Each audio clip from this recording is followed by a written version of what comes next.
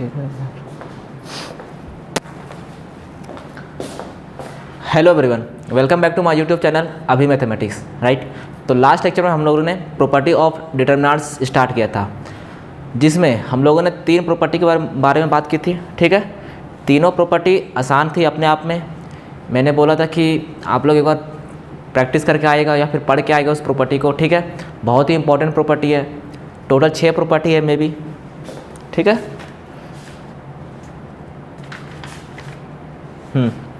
6 property है। अब इन 6 property को आप लोगों को बढ़िया से पढ़ना है, तभी आप लोगों को एक्सरसाइज 4.2 को सॉल्व कर पाएंगे, ठीक है। यदि आप लोगों को 6 प्रॉपर्टी में से कोई भी प्रॉपर्टी मिस हो जाती है तो क्वेश्चंस नहीं बनेंगे, क्योंकि जितने भी क्वेश्चंस हैं प्रूव वाले हैं या फिर फाइंड आउट करने वाले हैं, सारे प्रॉपर्टी बेस्ड क्वेश्चन है। और ऐसा कि नहीं प्रॉपर्टी हार्ड है, प्रॉपर्टी आसान है, बस आपको सिर्फ समझनी है, ठीक है। चलिए, जो मैंने बताया था कि कल के लेक्चर में, लेक्चर नंबर 5 में हम लोगों ने 3 प्रॉपर्टी पर डिस्कस किया था, ठीक है। और आज के लेक्चर नंबर 6 में हम लोग बात करेंगे उसके 3 आगे का प्रॉपर्टी, यानी 4, 5 एंड 6, ठीक है। अब जो 3 आगे का प्रॉपर्टी है 4, 5, 6 वो बहुत क्रूशल है, बहुत अपने आप में इंपॉर्टेंट भी है, बहुत ज़्यादा यूज इसका होता है। 3 जो प्रॉपर्टी आपको मैं बताऊंगा आज, ठीक है। चलिए स्टार्ट करें 1 बाय 1। सबसे पहले बोर्ड पे देख पा रहे हो आप लोग प्रॉपर्टी नंबर 4 लिखे हैं, ठीक है। अब प्रॉपर्टी नंबर 4 क्या कहता है, समझिए ध्यान से। If each element of a row of a determinant is multiplied by a constant k1, multiplied by a constant k1, then its value gets multiplied by k। समझिए, यदि प्रत्येक एलिमेंट में, यदि सभी एलिमेंट में रो का एलिमेंट होना चाहिए और किसका एलिमेंट होना चाहिए, डिटरमिनेंट का होना चाहिए। अगर हम मल्टीप्लाई करते हैं k1 से, अगर हम मल्टीप्लाई करते हैं k1 से, तो उसका वैल्यू मल्टीप्लाई होकर क्या मिलेगा हमको, k मिलेगा। उसका वैल्यू मल्टीप्लाई होकर क्या मिलेगा, k मिलेगा। समझे, देखिए इन जनरल समझिए, यदि मैंने कोई डिटरमिनेंट लिया जिसका एलिमेंट कुछ भी है a1, a2, b1, b2, b3, c1, c2, c3, ठीक है। उसे मैंने क्या किया, मल्टीप्लाई कर दिया एलिमेंट ऑफ फर्स्ट रो से। किसी भी रो से आप मल्टीप्लाई करते हैं, रो ही बोला है, ऑफ अ रो, कोई एक रो, ठीक है। r1, r2, r3 चलेगा, ठीक। तो किसी एक पर्टिकुलर रो से हम मल्टीप्लाई किए, किसको मल्टीप्लाई किए, k को।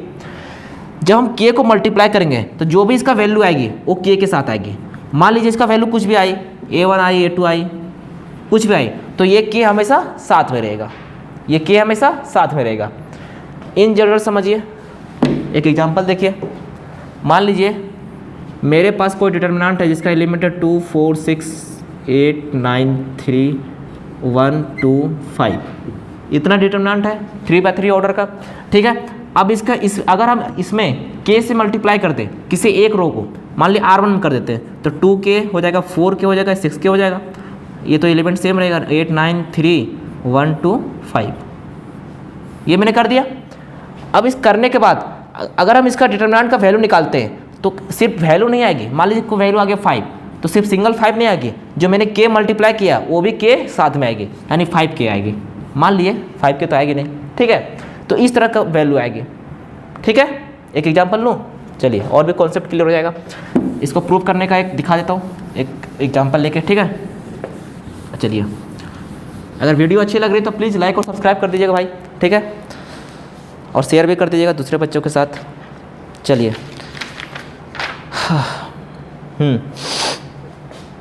एक क्वेश्चन कौन सा ले लूँ, चलिए एक सिंपल क्वेश्चन लेता हूँ, इसमें कोई है नहीं बुक में। ये लिया मैंने, कोई एलिमेंट लिया 2, 4, 6, 0, 1, 2, 2, 3, 5, 2, 3, 5। अब प्रॉपर्टी के अनुसार क्या बोलता है, इसमें k से मल्टीप्लाई करो, तो k से मल्टीप्लाई कर दिए, क्या हो जाएगा 2k, 4k, एक r1 में कर दिए, ठीक है। आप किसी में कर सकते हैं, किसी भी रो में, 0, 1, 2, 2, 3, 5। अब इसका जो वैल्यू आएगी वो क्या आएगी, k के साथ आएगी, तो इसका वैल्यू निकालते हैं, एक्सपेंड कर देते हैं r1 से, ठीक है, आसानी पड़ेगा। 2 के बाहर इसका रो, इसका कॉलम, इसका रो ढक गया, क्या दिख रहा है आपको, 5 × 1 5 और 3 × 2 6, तो 5 - 6, बीच में माइनस साइन अल्टरनेट। अब इसका कॉलम, इसका रो ढकिए, 0 × 5 0, 2 × 2 4, तो 0 - 4, राइट। अब 6k बचा, तो साइन अल्टरनेट प्लस हो जाएगा 6k का कॉलम रो ढकिए इसका। तो 0 × 3 0, 2 × 1 2, तो 0 - 2 हो गया सॉल्व। अब इसको सॉल्व कर दीजिए। 2k 5 - 6 -1 -4k 0 - 4 -4 plus 6k 0 - 2 -2 solve कर दीजिए। 2k - 1 -2k, ये हो जाएगा -4k -4, यहाँ माइनस ऑलरेडी है तो 4 × 4 16k, तो प्लस 16k प्लस 6k -2 तो -12k, घटा दीजिए -2k प्लस 16k 14k और 14k -12k कितना आ जाएगा 2k आ जाएगा। ये हमारा आंसर हो गया। तो देखें k से मल्टीप्लाई करने के बाद हमारा वैल्यू क्या मिली, k के साथ मिली। तो ये प्रॉपर्टी बोल रही थी कि अगर कोई भी रो किसी भी रो का एलिमेंट में मल्टीप्लाई करते किससे, कांस्टेंट k1 से, ठीक है, तो उसका वैल्यू क्या मिलेगी हमें, मल्टीप्लाई होकर k के साथ मिलेगी, मल्टीप्लाई होकर k के साथ मिलेगी। बात आगे समझ में, ठीक है। चलिए ये प्रॉपर्टी आसान थी। अब आती फिफ्थ प्रॉपर्टी। फिफ्थ प्रॉपर्टी आसान है, बस समझिए एक जरा सा, देखिए। चलिए देखिए हमारी जो फिफ्थ प्रॉपर्टी है, फिफ्थ प्रॉपर्टी क्या बोल रही है, देखिए समझिए ध्यान से। अच्छी प्रॉपर्टी है और बहुत ही यूज होने वाली प्रॉपर्टी है। जब हम लोग प्रूव करने में आएंगे यानी एक्सरसाइज 4.2 में आएंगे, ठीक है, तो 4.2 में ये प्रॉपर्टी बहुत आप लोगों के लिए काम देगी, ठीक है। तो ध्यान से समझिएगा प्रॉपर्टी को। देखिए हाँ क्या बोल रहा है, if sum or all elements of a row or a column of a determinant are expressed as sum of two terms, then the determinant can be expressed as sum of two determinants. देखिए यदि हमारे पास दो भाई है, दो लड्डू है, ठीक है। अब दोनों लड्डू को एक बॉक्स में रख दिए, दोनों लड्डू को एक बॉक्स में रख दिए। अब उसमें क्या प्रोबेबिलिटी बनती है कि हम उस लड्डू को अलग अलग बॉक्स में कितना बार रख सकते हैं, तो बोलिएगा दो ही बार। एक बॉक्स में एक लड्डू, एक बॉक्स में दूसरा लड्डू, ठीक है। या तो दोनों लड्डू को एक बॉक्स में रख दो या फिर एक लड्डू को अलग अलग बॉक्स में रख दो, ठीक है। दो पॉसिबिलिटी बनती है इसमें। ठीक उसी तरह इस प्रॉपर्टी से इंटरकनेक्टेड है।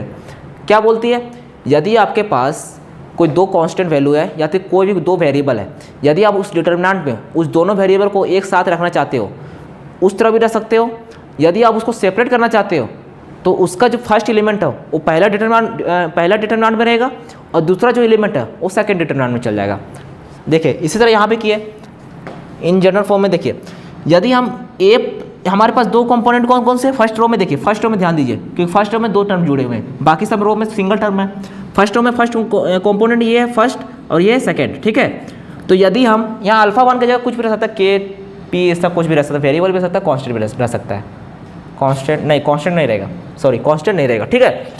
तो क्या है, a प्लस अल्फा 1 है यहाँ पर। तो यहाँ पर पहला कंपोनेंट कौन सा है, ए पहला कंपोनेंट है और अल्फा 1 क्या है, दूसरा कंपोनेंट है। अब इन दोनों को एक ही रो में जोड़ दिया है। तो यदि हम जब क्वेश्चन सॉल्व करेंगे तो यदि हमको ऐसा करना होगा कि इन दोनों को अलग अलग डिटरमिनेंट में लिखना होगा, इन दोनों को अलग अलग डिटरमिनेंट में लिखना होगा, तो प्रॉपर्टी हम लगाएंगे। क्या प्रॉपर्टी लगाते हैं, पहला जो है रो है वो पहला डिटरमिनेंट में जाएगा और जो अल्फा 1 है वो दूसरा डिटरमिनेंट में जाएगा। देखिए यहाँ इसलिए इक्वल टू किए, बराबर आएगा a1 a2 a3, a1 a2 a3, ये फर्स्ट रो में आ गई। अब बीच में क्या लगा थी, प्लस लगी थी, प्लस लगा दिए। उसके बाद बची क्या, alpha 1 alpha 2 alpha 3, alpha 1 alpha 2 alpha 3, ये आ गई दूसरी डिटरमिनेंट में। बस यही प्रॉपर्टी है। क्या प्रॉपर्टी कहती है, यदि आपके पास दो टर्म जुड़े हुए रहेंगे किसी रो में या किसी कॉलम में, किसी रो या किसी कॉलम में दो टर्म आपके पास जुड़े होंगे, इफ सम SOM होगा, SUM sorry, if sum of or element of a row or column, किसी रो या कॉलम में दो एलिमेंट का सम होगा of a determinant are expressed as a sum of two terms, दो टर्म में एक्सप्रेस कर सकते हैं, then the determinant can be expressed as sum of two determinant. Then हम लोग उस डिटरमिनेंट को क्या कर सकते हैं, एक्सप्रेस कर सकते हैं दो टर्म्स में, ये फर्स्ट टर्म्स एंड ये सेकंड टर्म्स, दो डिटरमिनेंट्स के टर्म में हम लोग एक्सप्रेस कर सकते हैं। ये हमारी प्रॉपर्टी बोलती है, ठीक है। यदि आपके पास यहाँ पे रहता है a प्लस बी रहता है, a प्लस पी रहता है, यहाँ a2 प्लस p2 रहता है, a3 प्लस p3, तो क्या लिखते हैं, पहले फर्स्ट एलिमेंट फर्स्ट वाले डिटरमिनेंट में, बाकी का एलिमेंट तो सेम रहेगा, b1 b2 b3 c1 c2 c3, इसमें कोई चेंज नहीं होगा, ऊपर वाला चेंज होगा। तो a1 a2 a3 आ जाएगा, यहाँ पे क्या आ जाएगा, p1 p2 p3 आ जाएगा और बीच में क्या लगेगा, प्लस। क्लियर है? ये प्रॉपर्टी क्लियर है? यदि हम इसका वेरिफिकेशन करेंगे यानी प्रूव करेंगे तो प्रूव करने में थोड़ा लेंदी हो जाएगा। लेंदी क्यों होगा? क्योंकि अगर हम कोई नंबर रखते हैं यहाँ पे x का वेरिएबल, तो उसमें हमको x और y और z का वैल्यू फाइंड आउट करनी पड़ेगी, थोड़ी लंबी प्रोसेस चल जाएगी। इसलिए आपको हम जब 4.2 स्टार्ट करेंगे क्वेश्चन बनाना, तो उस प्रूफ में हम बता देंगे इस प्रॉपर्टी का कैसे यूज होगा और कैसे इसको सॉल्व करते हैं। ठीक है, चलिए अब आते हैं हम लोग प्रॉपर्टी नंबर 6 में। ये प्रॉपर्टी आप नोट कर लीजिएगा आराम से, बहुत इंपॉर्टेंट प्रॉपर्टी है। ठीक है, अधिकतर क्वेश्चन इसी से बनते हैं प्रूफ वाले, और क्वेश्चन एग्जाम में आते भी हैं। ठीक है, तो नोट कर लीजिए। हम लोग बढ़ते हैं नेक्स्ट प्रॉपर्टी की ओर, and last property, property number 6। चलिए देखिए, हमारे पास प्रॉपर्टी नंबर 6, इतना लंबा स्टेटमेंट बच्चे देख के तो डर जाते होंगे, क्यों? इतना लंबा स्टेटमेंट प्रॉपर्टी नंबर 6 का, लेकिन कॉन्सेप्ट क्या है? छोटा सा कॉन्सेप्ट है, चिंटू सा कॉन्सेप्ट है। जब आप लोग इंजीनियरिंग मैथमेटिक्स 1 पढ़ोगे तो ये प्रॉपर्टी काम देगी आप लोगों को मैट्रिक्स सॉल्व करने में, rank of matrix find out करने में। ठीक है, तो ध्यान से देखिएगा इस प्रॉपर्टी को, क्या बोल रही प्रॉपर्टी और क्या कहना चाहती है, क्या इससे हमको फ़ायदा मिलेगा। ठीक है, चलिए बात करते हैं प्रॉपर्टी नंबर 6 पे, क्या बोलती है। ध्यान से देखिएगा, दिल और धड़कन खोल के देखिए। If two each element of any row or column of a determinant, the equimultiples of corresponding elements of other row are added। इतना बात क्लियर है? यदि किसी रो या किसी कॉलम में, डिटरमिनेंट के किसी रो या किसी कॉलम में किसी नंबर का मल्टीप्लाई करते हैं, तो उस जिस नंबर से मल्टीप्लाई किए उसका कोरस्पॉन्डिंग एलिमेंट क्या होता है? जुड़ती है। उसका कोरस्पॉन्डिंग एलिमेंट क्या होता है? एडेड होती है, या तो रो में या तो कॉलम में। Then value of determinants remains the same. यदि हम उसको मल्टीप्लाई कर रहे हैं, तो जब हम उसका वैल्यू फाइंड आउट करेंगे तो उसका वैल्यू क्या आएगी? सेम आएगी। एक जो मल्टीप्लाई है उसका वैल्यू और जो पहले से डिटरमिनेंट हमको था उसका वैल्यू, दोनों का वैल्यू इक्वल आएगी। ठीक है, that is the value of determinants remains same if we apply the operation. ये ऑपरेशन आपको सबसे पहले अप्लाई करके देखना होगा, बहुत इंपॉर्टेंट ऑपरेशन है। क्या ऑपरेशन? देखिए, आई मतलब एलिमेंट, किसी रो या किसी कॉलम का एलिमेंट। रो में ऑपरेशन अप्लाई किए, क्या हुआ? RI प्लस KRI समझ रहे हैं? एलिमेंट का कुछ नंबर है, यहाँ पे R2 रह सकता है, R3 रह सकता है, ठीक है, कुछ भी रह सकता है। तो अगर हम किसी रो में ऑपरेशन किए और रो का ऑपरेशन करके प्लस KR1 कर दिए, यानी किसी रो में K से मल्टीप्लाई कर दिए, कॉन्स्टेंट मल्टीप्लाई कर दिए, तो हमारा क्या हो जाएगा? उस जो कांस्टेंट का मल्टीप्लाई हुआ और उसका बाकी जो पहले वाला डिटरमिनेंट, उन दोनों का वैल्यू क्या होगा?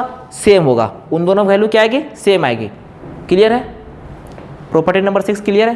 किसी के से बाउंस कर रहा होगा, नहीं समझ में आया? अरे आसान है जी। देखिए,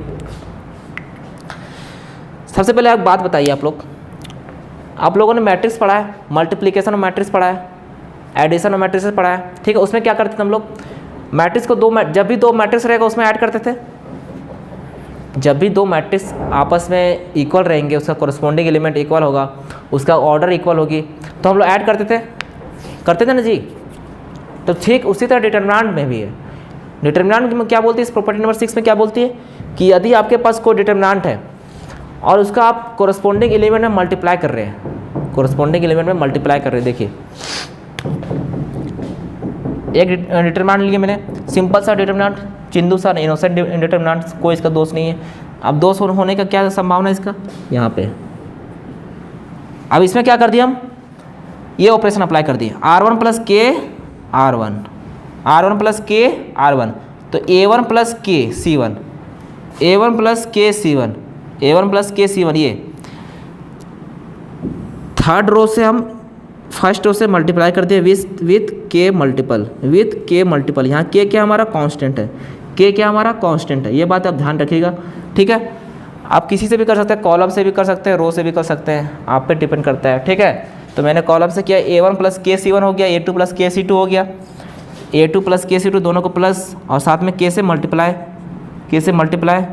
ठीक है, A1 प्लस के C1 हो गया, A2 प्लस के C2 हो गया, A3 प्लस के C3 होगा। अब प्रॉपर्टी क्या कहती है? अगर इसका हम वैल्यू फाइंड आउट करने जाएँ, इसका वैल्यू जो भी आएगा और इसका वैल्यू जो भी आएगा, इन दोनों के बराबर आएगा। मान लीजिए इसका वैल्यू 4 आया, इसका वैल्यू 4 आया, तो दोनों का बराबर आएगा। इसका वैल्यू 8 आया तो इसका वैल्यू 8 ही आएगा। ठीक है, इसका वैल्यू 8 आएगा। आप सॉल्व करके देख लीजिएगा, ठीक है। तो प्रॉपर्टी समझ में आई कि किसी भी कॉलम या किसी भी रो में हम लोग कोई नंबर को ऐड करते, किसी भी कोरस्पॉन्डिंग एलिमेंट को, किसी भी कोरस्पॉन्डिंग रो या किसी भी कोरस्पॉन्डिंग कॉलम के एलिमेंट को ऐड करते हैं और इससे के से मल्टीप्लाई करते हैं, तो जो हमारी नई मैट्रिक्स बनी मल्टीप्लाई करने के बाद और जो हमारी पुरानी मैट्रिक्स थी उन दोनों का वैल्यू इक्वल आएगी, उन दोनों का वैल्यू इक्वल आएगी, ठीक है। क्लियर हो गई। चलिए मैं क्वेश्चन देखता हूँ, क्वेश्चन होगा इसमें तो बता देता हूँ।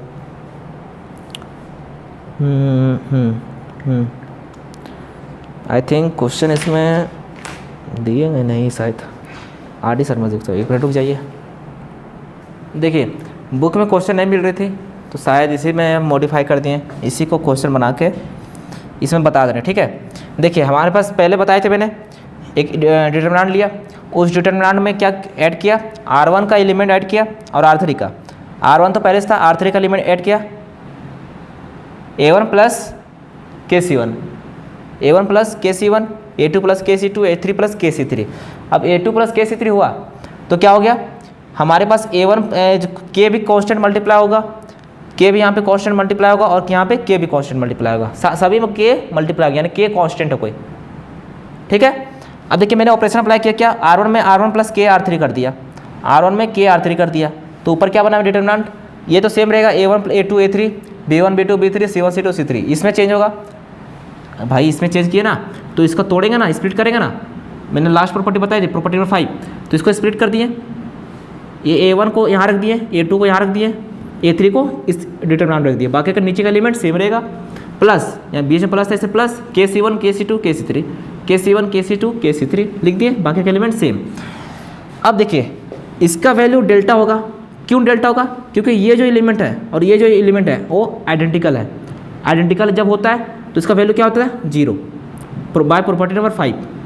प्रॉपर्टी 5 में याद कीजिए, कोई भी डिटरमिनेंट का वैल्यू जब कोई भी डिटरमिनेंट का रो या किसी भी दो रो का आइडेंटिकल मिले तो उसका वैल्यू क्या आ जाएगा 0, उसका वैल्यू क्या आ जाएगा 0, तो डेल्टा प्लस 0 तो क्या हो जाएगा डेल्टा ही हो जाएगा ना, ये डेल्टा 1, डेल्टा प्लस 0 क्या आ जाएगा डेल्टा, तो हमारा प्रूफ हो गया, प्रॉपर्टी वेरीफाई हो गया, डेल्टा 1 इसको डेल्टा के बराबर आएगा, क्यों आएगा, डेल्टा लिए ये और डेल्टा 1 लिए ये, तो इसका जो वैल्यू आएगा उस वैल्यू के बराबर आएगी, इसका वैल्यू 5 आएगा तो इसका वैल्यू 5 आएगी, ये हमारी प्रॉपर्टी नंबर 6 बोलती है।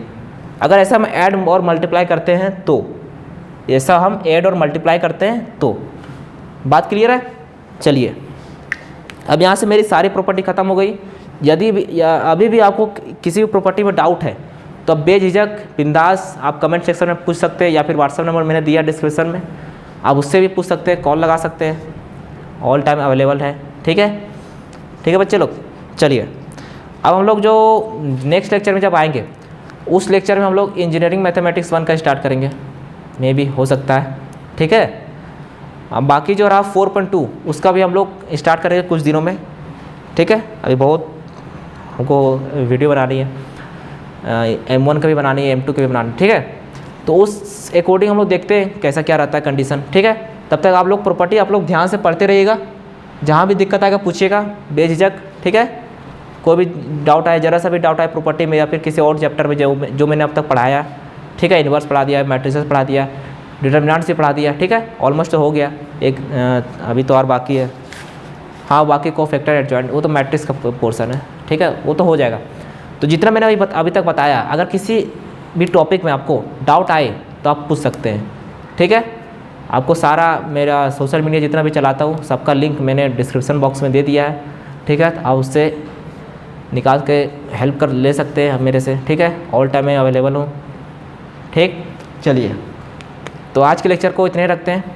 अब जब नेक्स्ट लेक्चर में आएंगे तो हम लोग एक्सरसाइज 4.2 को स्टार्ट करेंगे और उधर इंजीनियरिंग मैथमेटिक्स 1 का भी आएगा, तो इसी चैनल पे आएगा, तो इसी चैनल को आप सब्सक्राइब कर लीजिएगा। और जितने भी बच्चे बीटेक कर रहे हैं उनको इस चैनल का लिंक भेज दीजिएगा, ठीक है। सभी यूनिट का आपको सॉल्यूशन मिल जाएगा, सभी टॉपिक का, M1 की M2 की भी। M2 का वीडियो शायद जुलाई तक आ सकता है, मे बी मेरे एग्ज़ाम ख़त्म होने के बाद, ठीक है। तो आप लोग को उम्मीद रखता हूँ कि आप लोग वीडियो शेयर कर दीजिएगा, ठीक है। ये उम्मीद से आप लोगों को मैं पढ़ा रहा हूँ आज तक, ठीक है। चलिए आज के लेक्चर में इतने रखता हूँ भाई, मिलते हैं नेक्स्ट लेक्चर में। तब तक के लिए आप लोग खुश रहिए, आबाद रहिए और मन लगा कर पढ़ते रहिए। Thank you.